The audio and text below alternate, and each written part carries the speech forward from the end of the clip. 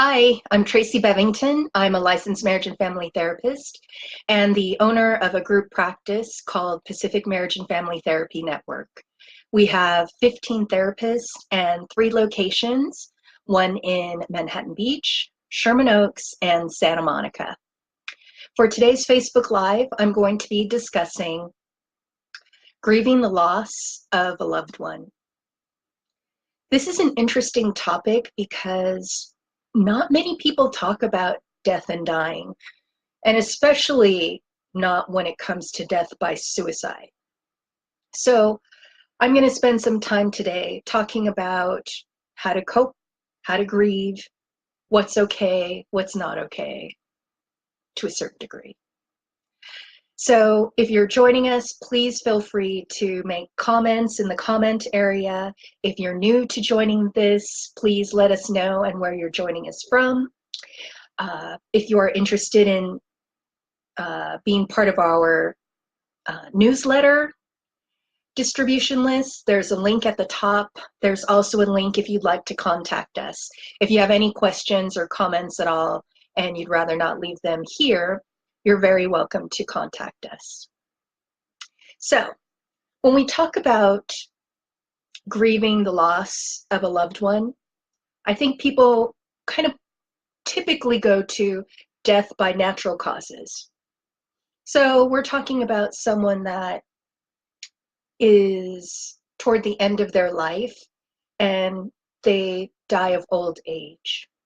Or maybe it's not necessarily end of life, but it's a long-term disease like cancer or Alzheimer's or something like that.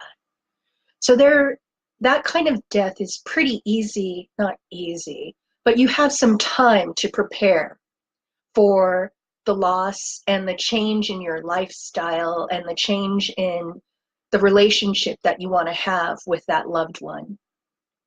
So when you are in that process, the grieving starts, I don't know, it could be a year or more prior to that person's actual passing away. So it's important during that time to really reflect on, what do I want my relationship to be like with this loved one? What are some of the things that I'd like to kind of get ironed out? Maybe there's some kind of disagreement or there's some kind of bad blood between the two of you. It's a time for you to reflect and decide if that's something that you want to address or not. And even if there isn't bad blood, it's a time for you to decide, how do you want to show love to that person? How do you want them to show love to you? It's a very kind of being mindful practice.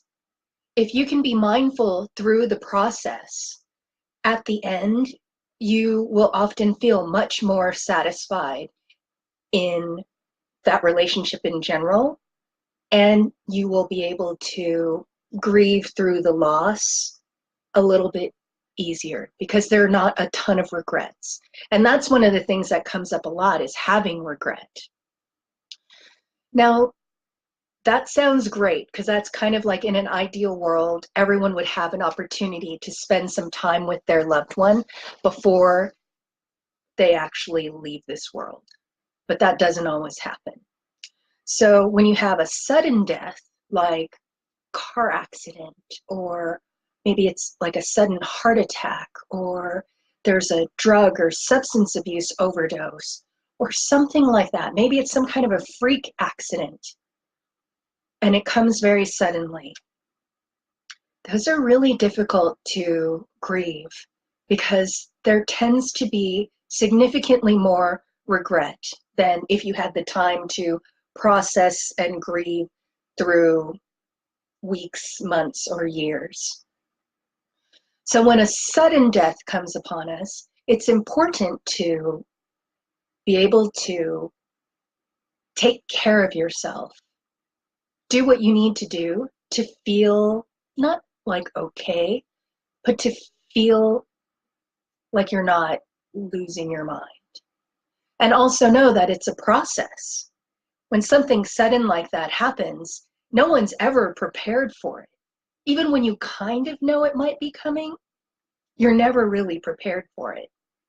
So when a sudden death occurs, that's when we really start needing to dive into our coping toolbox. So the idea is if you have a toolbox with lots of really shiny, sharp, like really great tools in it, you can get a lot done.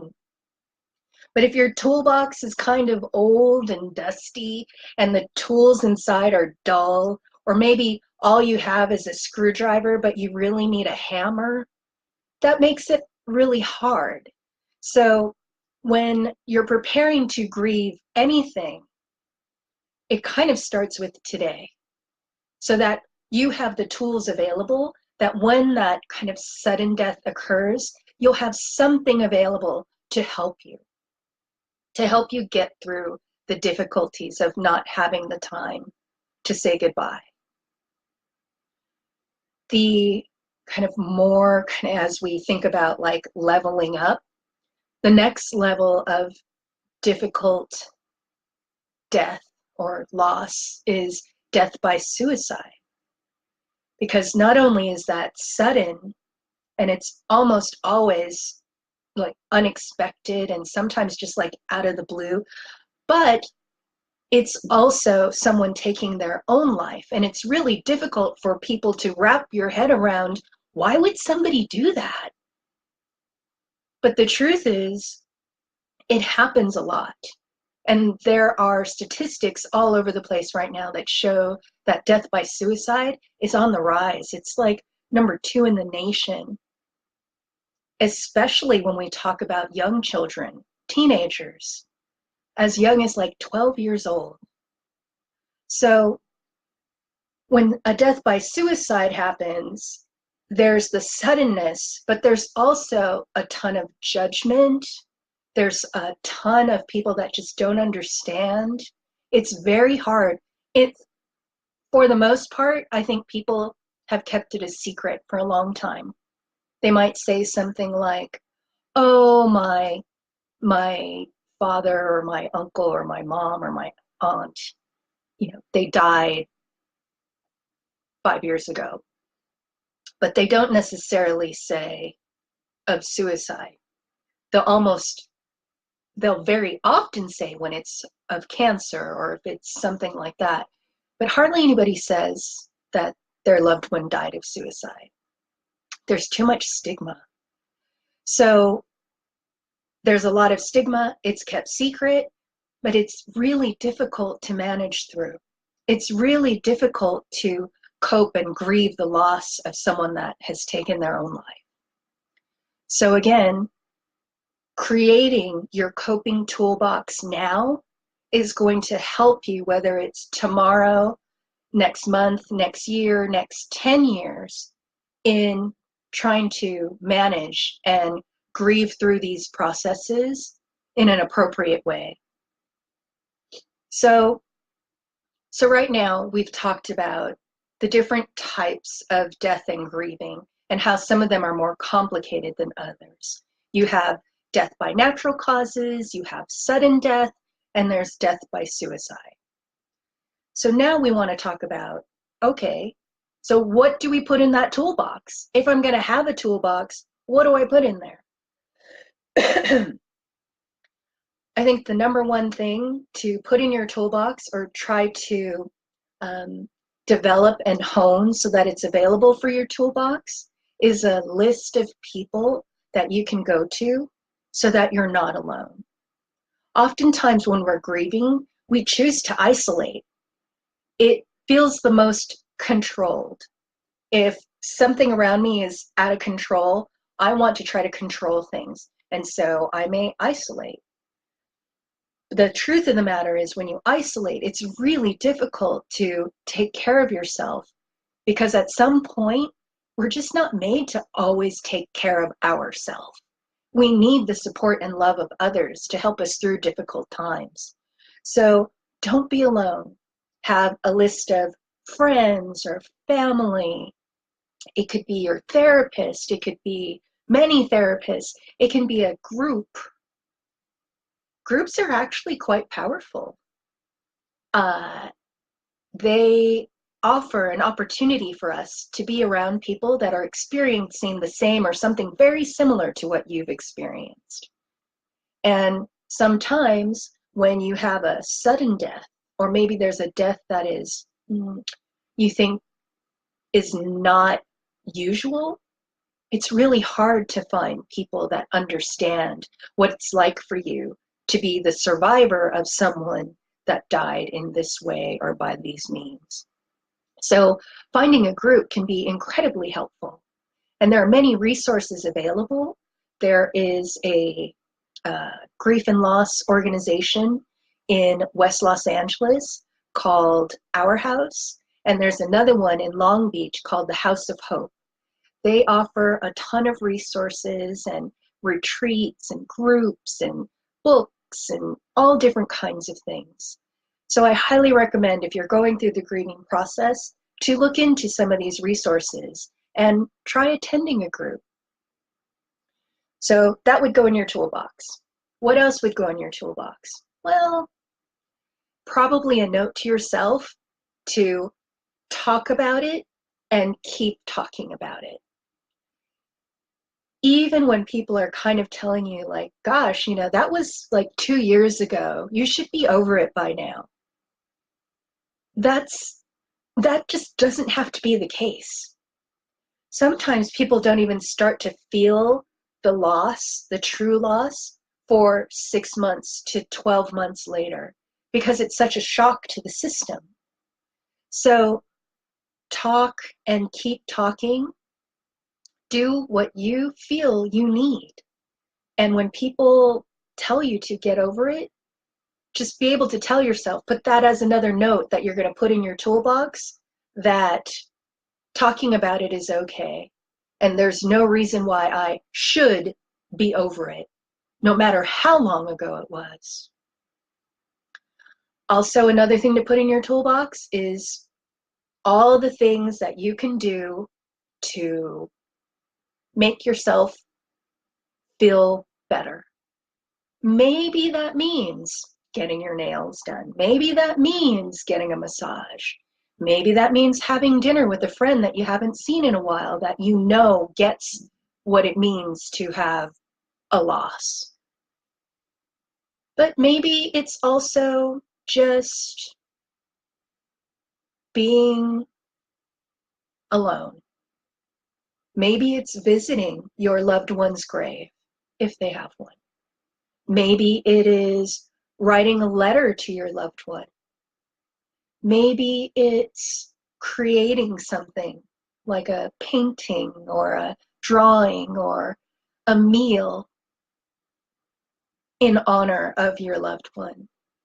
There are so many ways that you can just think about what would feel good for you. And sometimes it's something that no one would think of. Like, maybe what would feel good to me is to go to a basketball game, because me and my loved one used to do that all the time. Whatever it is, maybe it's having a beer at a particular pub. Maybe it's eating dinner at a particular location. I don't know what it is, but really sit down and think about what would feel best for you. What's going to help you to be able to feel the emotions that are coming up for you and not like push them away.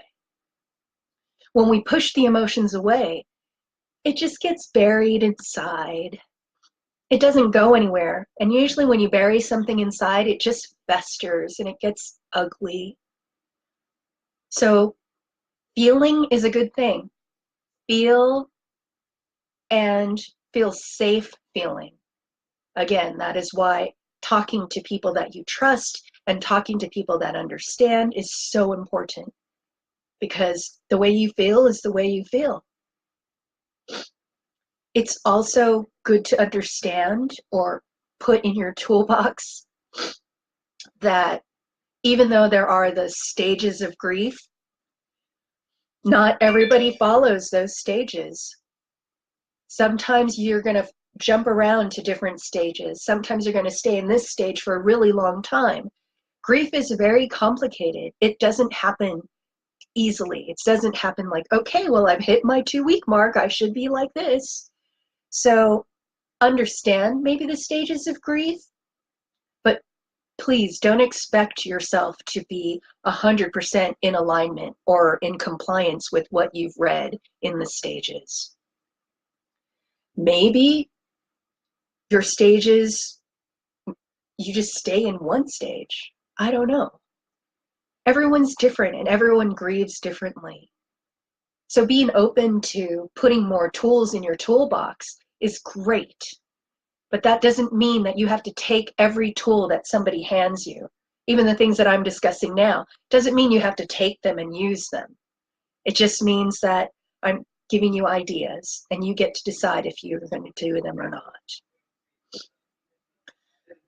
The last thing that I want to discuss about coping is making another note for yourself that it is okay to feel any emotion. Most people feel sad. Many people feel angry. Sometimes people feel happy or relieved. There's so many different emotions that are going to come up for you, and they're all 100% okay. You can, believe it or not, love someone and hate them kind of at the same time. Just because you're really angry right now doesn't mean that you're going to be angry with them forever, or that you're angry about every single thing that they do, which is also the same thing for love. You can love them for certain things, but that doesn't mean you have to love every single thing about them. All of that is okay. So honor your feelings and be okay with whatever feelings come up for you. I happen to have a personal experience with grieving the loss of a loved one to death by suicide. Today happens to be my brother's birthday, and he died by suicide July of last year. So today's topic may seem a little grim, but it's also very top of my mind today. And I wanted to share with you all, anyone else out there that is struggling with grieving the loss of a loved one, again, that you're not alone. It's happening all over. It's happening every day. And as long as you're working hard to put tools into your toolbox, you'll be able to work through it, and it's all going to be okay. So at this point, I'd just like to thank you for being with me today, talking about grieving the loss of a loved one. I want to give a big shout out to my brother, let him know that I love him, and I wish him a really happy birthday, and that I miss him very much. Please join us again for Facebook Live presentations every Thursday at 1 p.m. Next week, we'll be talking about parenting and some of the hardest things that parents, 4 things that make parenting really hard. And they're not your typical things. So please join us next Thursday, 1 p.m. here for Facebook Live. Thank you.